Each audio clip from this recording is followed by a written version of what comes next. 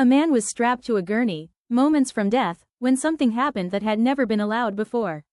As the lethal drugs began flowing, a pastor placed his hand on the man's chest and started praying out loud. That single moment had already gone all the way to the Supreme Court, and changed execution rules across the entire country. What makes this even harder to process is why he was there in the first place. This wasn't a political prisoner. It wasn't a wrongful conviction. It was a brutal killing over pocket change, carried out in minutes, then buried under years of silence. Most people remember the court ruling. Few remember the crime, and even fewer understand how an ordinary night in Texas spiraled into one of the most controversial execution cases in U.S. history. Because before the prayers, before the headlines, there was a decision that ended a life for almost nothing. It started in a place no one would ever expect to matter.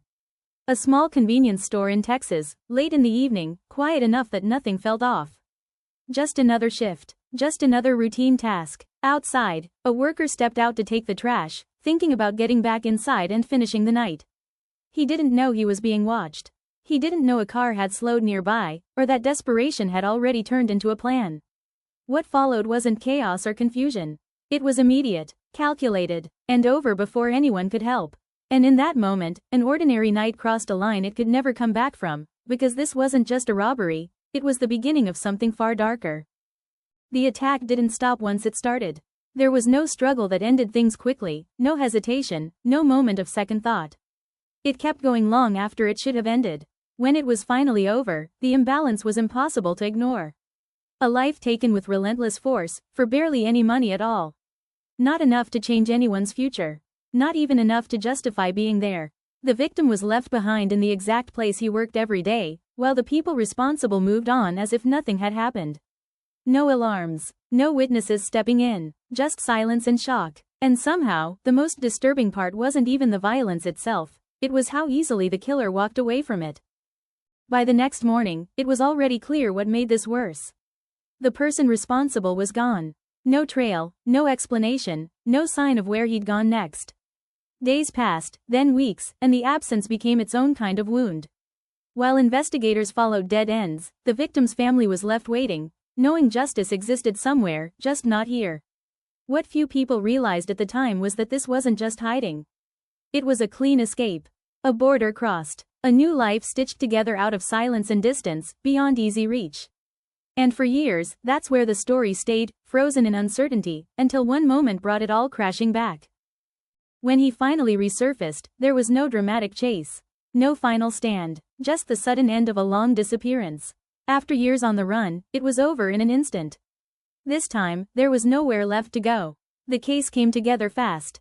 The evidence was overwhelming. What mattered now wasn't whether he did it, but what would happen to him next. The courtroom wasn't debating guilt.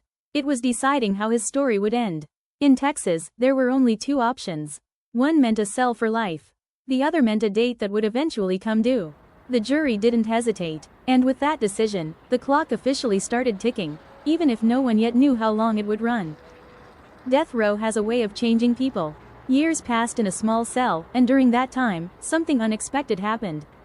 He turned to faith, not casually, completely. A pastor began visiting regularly. They prayed together, talked through scripture, and built a connection that became central to his life behind bars. For him, this wasn't about appearances. It was about what he believed waited on the other side. So when his execution date started getting closer, he made a request that seemed simple to him, but dangerous to the system. He wanted his pastor there in the room. Not watching, not silent, but praying out loud and laying a hand on him as he died. Prison officials refused, and with that single no, a private belief turned into a legal battle no one saw coming. As the execution date closed in, the fight moved fast. Appeals were filed, deadlines tightened, and just when it seemed like nothing could stop it, everything froze.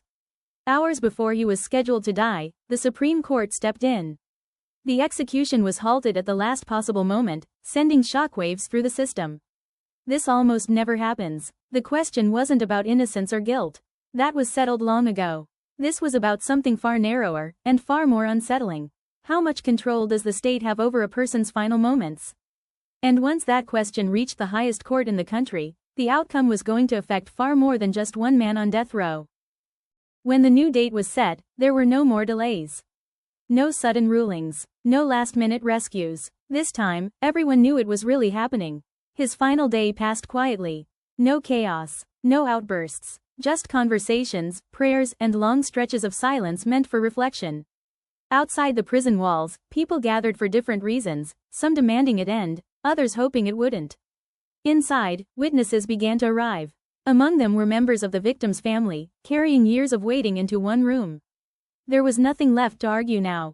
Only the outcome. And as the hour approached, the weight of everything that led there settled in, because the moment he'd spent years preparing for was finally unavoidable. When the process began, it didn't look different at first. The room was quiet, controlled, exactly the way executions are designed to be. But then something happened that had never been allowed before. The pastor stepped forward, placed his hand on the man's chest, and began praying out loud as the drugs took effect. A moment that existed only because the Supreme Court had stepped in. As the prayer continued, the man's breathing slowed, then stopped. Years of legal battles, arguments, and delays ended in complete silence. It was over. But what happened in that room didn't end with him, because from that moment on, executions across the country would never be conducted the same way again. The execution made headlines, but not for the reason most people expected. It wasn't just about punishment anymore. It became a national conversation about rights, faith, and where the state's power truly ends. Because of this case, every execution that followed had to change. Spiritual advisors could no longer be silenced automatically. Even someone condemned for a brutal act still carried constitutional protections to the very end. That reality sits uncomfortably beside what started it all. A man who should still be alive. A family that waited nearly 2 decades for closure. And a crime so senseless that no ruling could ever balance it out.